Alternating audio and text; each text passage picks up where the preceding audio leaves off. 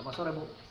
Perkenalkan, nama saya Wina Zendake, mahasiswa UT UPD Medan, sedang mengambil mata kuliah manajemen produk agribisnis dengan judul praktek analisis rantai nilai dan nilai tambah produk agribisnis usaha tani padi sawah. Dan di sini saya akan mewawancari Bapak yang berkaitan dengan mata kuliah yang sedang saya jalani, Pak. Baik.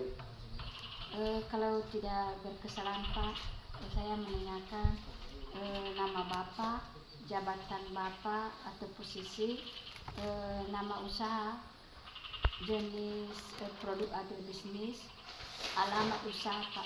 Baik, Bu. Terima kasih Ibu telah datang di sini dari mahasiswa UPD Medan, dan tentu kami mengucapkan terima kasih. Dan saya perkenalkan juga kami sebagai pengurus kelompok tani nama Yuni Arofia, jabatan sebagai ketua kelompok tani Sugawa, dan alamat Desa Banuagia. Terus usaha kami di kelompok tani Sugawa ini adalah budidaya tanaman padi sawah. Terus Pak, sejak kapan usaha ini berdiri dan bagaimana perkembangannya, Pak? Baik, Bu, terima kasih. Kami sudah membentuk kelompok tani ini secara umumnya kami sebelum 2007 sudah ada kelompok, tetapi pada pengesahan pengukuhan kelompoknya 2007 tahun 2007. Oh, iya, Pak. Siapa sasaran pasar, Pak, utama? Iya, Bu. Sasaran pasar kami di sini memang secara yang sudah dipastikan nggak ada, cuman hanya pasar-pasar yang ada di sekitar desa kami ini, ada di Kecamatan Penderol Pasar dan juga ada di Silva Banua. Itulah tempat-tempat tujuan kami untuk memasarkan hasil panen di kelompok tani Sugawa. Selanjutnya ya, Pak, tahapan apa saja yang dilalui prodi dari bahan baku hingga ke konsumen akhir, seperti penanaman atau bagaimana, Pak? Ya, tahapan kami yang kami lakukan mulai daripada pengendalian rumah dan pengolahan lahan dengan menggunakan hand traktor, dan kemudian pengendalian hama, dan juga penyiangan dan pemberian pupuk, dan kegiatan-kegiatan pengamatan dalam masalah yang terjadi pada tanaman. Di situ telah kegiatan tahapan yang kami lakukan sampai nanti panennya, Bu. Oh, sampai panen, Pak, ada penjemuran ya, Pak? Iya, ada, Bu. Ada. Dan pengemasan dan pengecer habis itu semuanya, Pak? Ya, kalau pengemasan itu memang kami sudah mengikuti kegiatan-kegiatan pengemasan. Pengemasan itu di penangkaran benih, dan kemudian pemasaran secara pengolahan secara jadi beras. Tetapi pada saat itu kami ada kendala, karena kan para petani itu tidak mau dengan harga yang mahal. Karena kondisi penanaman kami di sini, hasil-hasil kami itu kalau pada musim panen itu harganya murah, tapi kalau dikemas itu ada biaya, sehingga kami menyesuaikan, sehingga pada saat itu kami juga terkenal tidak sesuai dengan pengeluaran dan pendapatan. Oh iya, Pak. Terus selanjutnya, Pak, bagaimana sistem penetapan harga di setiap tahun, Pak? Iya, penetapan harga tidak bisa kami tetapkan karena kan karena harga pasar pada saat mulai panen itu memang agak mahal, tapi kalau musim semuanya para petani sudah panen, berasnya sudah ini meledak itu banyak, sehingga kan harganya turun. Oh iya, Pak. Terus Pak, tahapan mana yang paling menentukan nilai produk, Pak? Contohnya proses pembelian atau pengemasan, Pak? Itu tahapan yang kami lakukan itu di penggilingan itu memang bukan sekaligus dilakukan secara kebutuhan, karena kan ini pemasarannya agak terbatas, sehingga setiap hari Rabu, setiap hari Jumat itu istilahnya petani itu hanya bertahap-tahap untuk menggiling padinya, tidak sekaligus. Selanjutnya lagi berapa perbandingan harga produk sebelum dan sesudah proses peningkatan nilai tambah, Pak?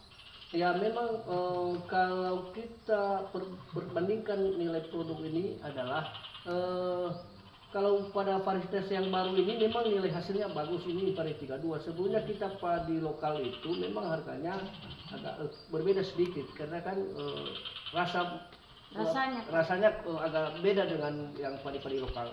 Tapi dengan adanya padi Impari 32 ini, sehingga harganya menaik lumayan ada sedikit naik, karena kan berasnya juga bagus. Harga gabah di sini berapa ya per kilo? Iya, harga gabahnya yang dulu tidak ada gabah, tapi sekarang kami ada harga 6.200, kemarin ada, tapi udah terbatas dari Bulog. Tapi itu sekarang tidak selamanya itu harga 6.500. Kalau beras Pak, yang bagusnya itu per kilo Yang atau bagaimana? berasnya itu di sini bukan per kilo, tapi kalau kita hitungnya per dua itu namanya 2 kilo satu, itu satu Iya. harganya itu 30.000, tapi kan kalau di per kilo kan itu sekitar 15.000 Oh, per kilo. 15.000 ya Pak. Faktor apa yang mempengaruhi besar kecilnya nilai tambah Pak?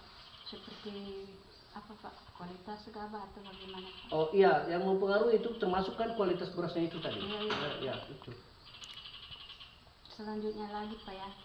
Siapa pihak yang paling banyak memperoleh manfaat ekonomi dari rantai nilai ini Pak? Oh iya, yang banyak itu adalah para petani, para kelompok petani di sini dan juga di sekitar ini juga sangat memperoleh hasil-hasil, karena kan hasil dari petani itu sangat membantu kita untuk mendapatkan kebutuhan juga, bukan hanya untuk dimakan tetapi untuk nilai tambah usaha para petani di Tapi sekitar. manfaatnya lebih ini ya Pak, penggiling padi itu ya Pak? Yang Oh ya, lebih- penggiling termasuk penggilingan juga ya, karena kan dia diambil ongkos-ongkosnya, dan termasuk juga pelangsiran dari sawah ke tempat masyarakat itu ke kelompok tani, karena kan tidak bisa roda 4 di sini, hanya roda 2.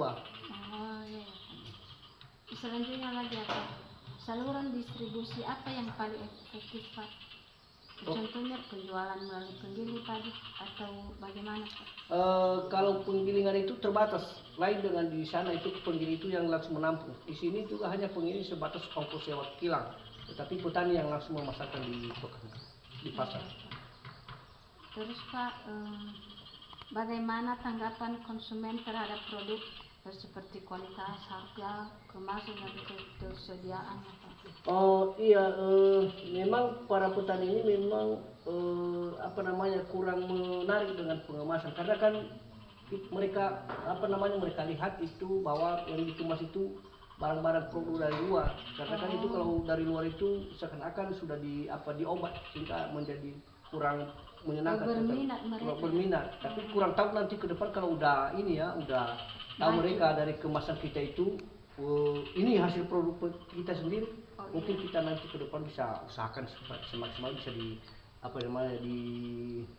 dipasarkan nanti dan menarik lagi para petani, para masyarakat lah di sekitar ini untuk membeli nanti hasil panen kita. Selanjutnya lagi Pak, apa kendala utama dalam pemasaran produk ini Pak? Nah, kendalanya mungkin itu tadi, termasuk Karena ada merek ya? ada mereknya itu, karena kan pengalaman di merek-merek ini ada yang mereknya bagus tapi berasnya kurang enak ya, kurang bagus.